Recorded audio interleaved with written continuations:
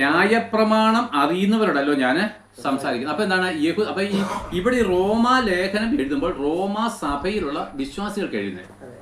അവർ യഹൂദ മതത്തിൽ നിന്നും യഹൂദ മതാനുസാരികൾ ഇവർ കൂടുതലും ഇവര് മാനസാന്തരപ്പെട്ട് സ്നാനമേറ്റ് യേശുക്രിസ്തുവോട് ചേർന്നു. അപ്പം സ്നാനമേറ്റപ്പോൾ എന്ത് കിട്ടി? പരിശുദ്ധാത്മാവിനെ കിട്ടി. ഇവർ വിശുദ്ധന്മാരായിട്ട് തീർന്നു.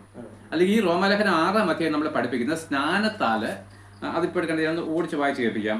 ആകയാൽ നാം എന്തു പറയണ്ടു? കൃപ പരികേണ്ടതിന് പാപം ചെയ്തുകൊണ്ടിരിക്കുക ഒരു നാൾ വരിക. പാപസംബന്ധമായിട്ട് മരിച്ചവരായ നാം ഇനി. അപ്പൊ ഈ റോമസഭയിലുള്ളവരെന്താണ്? പാപി അല്ല, ഇപ്പോ പാപസംബന്ധമായിട്ട് മരിച്ചവരാ. എങ്ങനെ മരിച്ചു?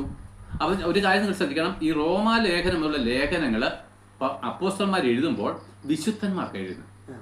ഈ റോമാലേഖനം 1-ാം അധ്യായം നോക്കിയത് ആർക്ക് എഴുതുന്നത് നമുക്ക് നോക്കാമല്ലോ. അപ്പൊ നിങ്ങൾ പാപികൾ എന്ന് പറയുമ്പോൾ നിങ്ങൾക്കുള്ളതല്ല ഈ ലേഖനം.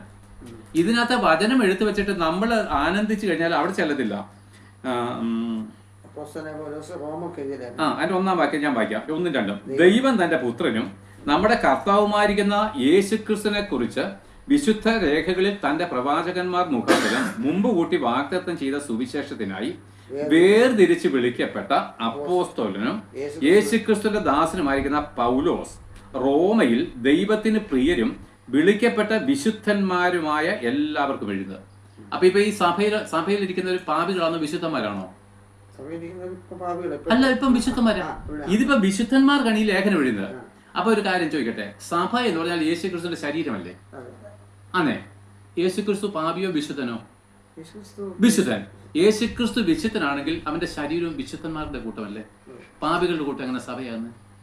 എന്ന് വെച്ച് കഴിഞ്ഞാൽ നിങ്ങൾ ഉൾപ്പെടെ നിങ്ങളായിരിക്കുന്ന ക്രിസ്തീയ മതവിശ്വാസം നിങ്ങൾ പാപികളായിരിക്കുന്നുണ്ട്. കർത്താവിന്റെ ശരീരവുമായിട്ട് ഒരു ബന്ധവും നിങ്ങൾക്കില്ല.